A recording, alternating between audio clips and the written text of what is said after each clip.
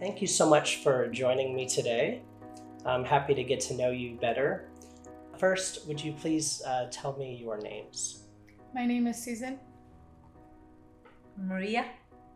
My name is Shabnum. Susan, Mariya, and Shabnum. Thank you so much for sitting down with me to tell me a little bit about your story. The first thing that I want to know about is your family.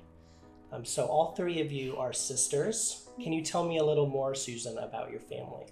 So, thank you, Ryan, for having us here and taking the time to talk to us today and get to know our story. Mariya is the oldest of the daughters, and it goes from Mariya, Sophia, Lida, Lena, Fawad, Farhad, Nilu, Shabnam, and then, Susan and then Shabnam. Sorry, I got the orders kind of mixed up, but there's 7 sisters and 2 brothers in our family. And all of us are here except one brother who lives in Dallas with his wife. Wow. Okay. So tell me, how long have you lived in Amarillo? In Amarillo, we came 2000, so we've been here for about 21 years now. Okay, 21 years. So you came to Amarillo in 2000, and I want to go back and hear a little bit from before you came to Amarillo. But first, can you tell me a little bit about what you're doing? For example, Susan, what are you studying? So I am in grad school. I'm a third-year medical student here at Texas Tech University. And then Shabnam, she is a second year in optometry school. Wow. Okay, and Mariya, you run... I run the business, Amarillo International Food. I've been to this business since 2004.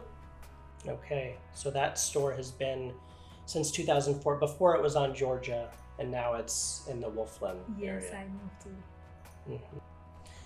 to. So I'm curious. Since 2000, you've been in Amarillo, but before 2000, you were where? We were in before 2000, so it's a long story. What's happening right now in Afghanistan, as we all know, it happened back in the day too, and that was the reason my family escaped Afghanistan, because of the Taliban regime, and life was not feasible for us there, and it was not safe, especially for 7 girls in one family. And so we left Afghanistan, and we were refugees in Pakistan, and then from Pakistan we were refugeed here in Amarillo, and we've established here ever since then. Can you help us to understand what was that time like for your family, having to leave so suddenly from Afghanistan? So we had to put everything aside and get ourselves out, and as difficult as it is, it's unlike other families. We don't have the photograph memories we can go back to. I don't have my childhood pictures. That is something so unique and so important to have those memories. We don't have. Shabnam doesn't have. I don't have. Mariya doesn't have, because we left all that behind when we were leaving. When you're escaping something so horrendous, you can only get yourself and your immediate family out. So that's... Yeah. When you left and closed the door, did you expect that you would ever see your home again? Yeah. You thought you were gonna I see? thought maybe we're gonna someday be coming back. I don't expecting to we go forever. Yeah. We don't take anything out. All my stuff in the house, and we had our own house there. See, we probably the country get the peace, and we're gonna be back to our normal life. Yeah. You thought eventually you could just go to Pakistan and then come back to Afghanistan, and yet that time never came. Yes. First, the beginning that we moved from my city, we went to a small village for 8-9 months. We were living in a very small village, which is my father born this village. and everything is like natural work. Mm, They do have like a farm. It's a farmer place. a rural. Uh-huh. No electricity, no hot water. No You yeah. you had to do everything from scratch. Build a fire, light a lamp, and Well, from things the like city that. going to village. Going back to the question that you had asked when you locked the door, that is one of my very few vague memories that I have, even though being so young. I didn't know what was happening. All I knew was it was not good and we were in a rush. Like we were leaving and whatnot. I remember I was holding Mariya's hand. I remember this very vaguely, but I remember holding Mariya's hand. And when we left, it was such in a hurry. And I remember looking back at the door of my house and I was like, I don't know if I will see. As a kid, I look back and I had something in my heart that I was like, I don't know if I'll see that door. So I was like, let me get a good look at this door of our house. And I remember that even though I was so young. Mm. Do you remember? She was a She's 2 baby. years Just a younger than 2 years. So when you found out that you would be coming to the United States, what were you feeling at that time? On that time, I was really awkward, and we just thought that what we gonna do there? We don't understand their language. Always I remember that I watching the Arnold's movie. What was the Arnold movie? The out mission. I have no idea. Transformer? Yeah, Terminator. I was so afraid for. I thought this the real life for American people. Mm. When I saw this, I have a fear from to come into United States.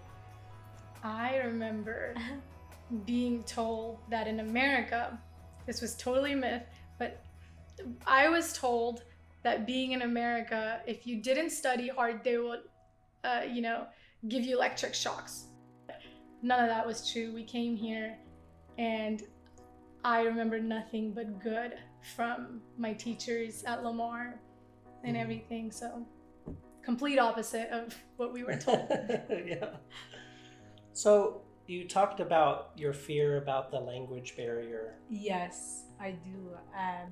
Because I just not very much, but I do afraid to how we can learn, how we can communicate with the people, how we can say if we want something or somebody hurting us, how we can explain to them. Yeah, the language is very important. So then when you Mostly- came, how did you overcome? Because your English is very good now, you're running a successful business. So your sisters are doing very well in their studies. So what changed? Actually, we are from a very open mind family. My father was a doctor in my country. He always trying to put us in a school and courses to be trying to educate. We getting educated. But when we came to the United States, the first thing when they put us at the job, I think about I have to learn English. Then I asked for a Catholic Family Service who are they helping us, and I say, is it some way we can learn English? They say yes.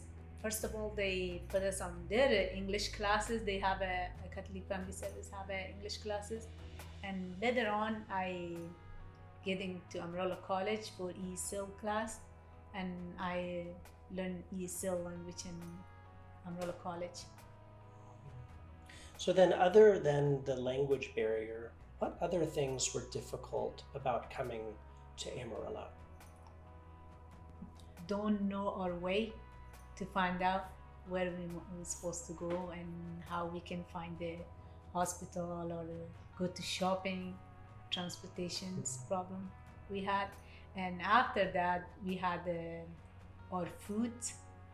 We want the same. Yeah. The food that we using, grow up with it.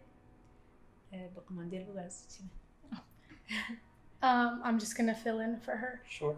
I would say trust was one of the things that I remembered my mom and my older siblings having, because coming to a new country, you don't know who to trust and who's out for the good and who's not.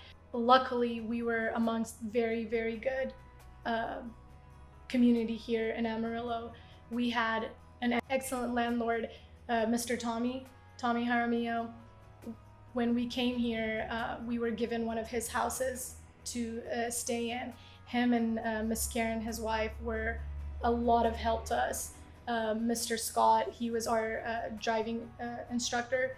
He was a lot of help to us. So they kind of made it easy to start trusting the people around us and Catholic Family Services and things like that. And when we came here, being Muslim as well, we didn't know what was good for us to eat, what was not good for us, what was pork based, what was not. So that was always something that my mom was very particular about, like, okay, should we eat this, should we not eat this, is this pork? And we just didn't know. And we did have an interpreter, Rose. She was I think she was Iranian, so she spoke with us Farsi, but it was like Iranian Farsi, so she was a lot of help in that sense too. Me as a kid, I didn't have trouble. I mean, kids are like sponges. Yeah. We just soak it all in. So I couldn't even tell you, well, I can, first grade, I can tell you. I didn't understand, but it was very hard, very fast for me to pick up the language. And then for them, they were just immersed in the culture, and then they were like, okay, go work. And I guess it was harder for them because they had to actually be out there and do a job right in a different language. So I'm sure it was a lot harder for them compared to me as a kid. I was in school. Lamar Elementary School already had ESL classes for us available. It's interesting to me how many people in the community supported you. Oh yeah. When you tell your story of success, I'm seeing people in your housing, people in ESL, people at Lamar, people at Catholic Family Services, all coming around you to helping you. Yes.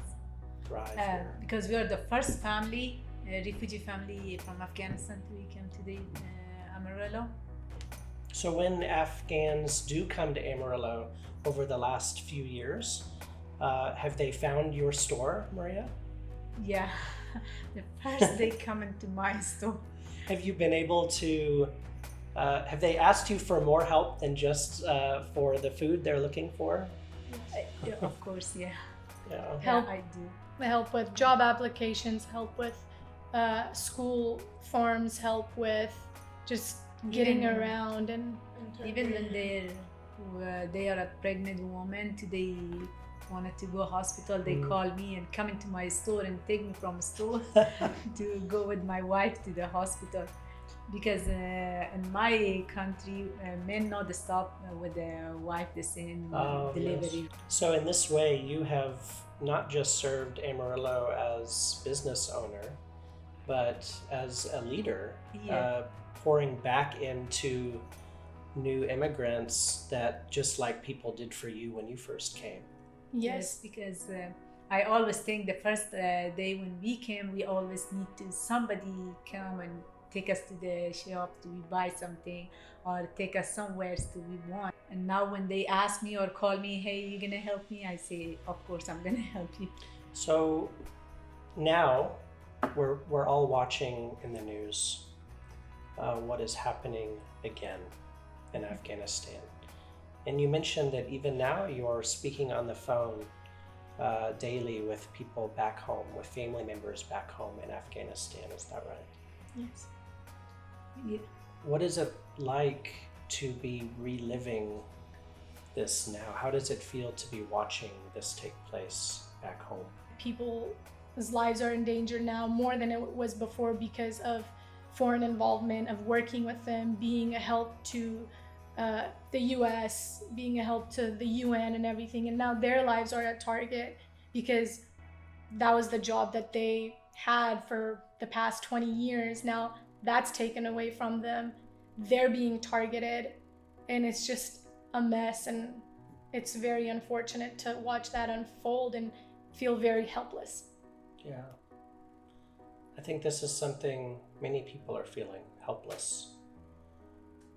If Afghans do find their way to Amarillo, Texas, just like you did, do you have any ideas about how can the community come alongside them to help them be successful just like you have been.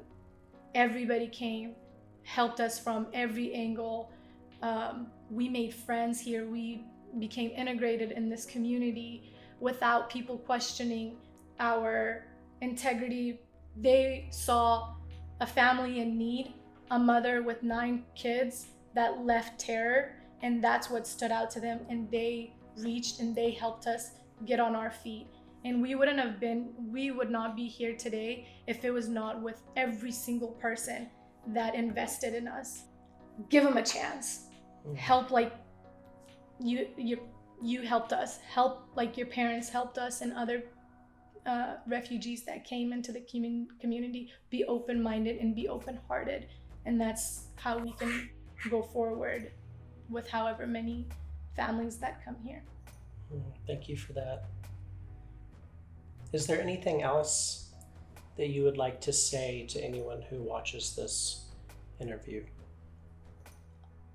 I would say, like I think I've already mentioned, they leave their homes not because they want to, it's because they have to. They are not safe where they're coming from. And I just wish and I just pray that we can give them that stability here like it was given to us.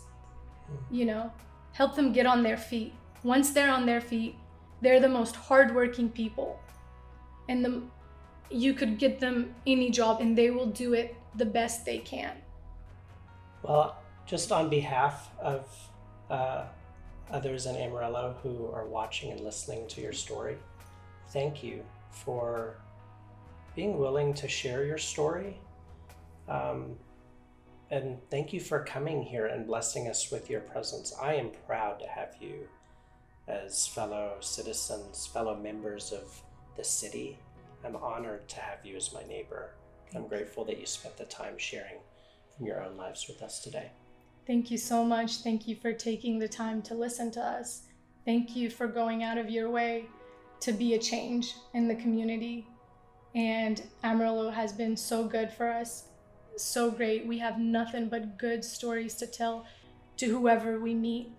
And I want nothing more than these refugees that come here to experience the same thing we experienced, to see the same love and givingness that Amarillo community has to them as well. Thank you. Thank you.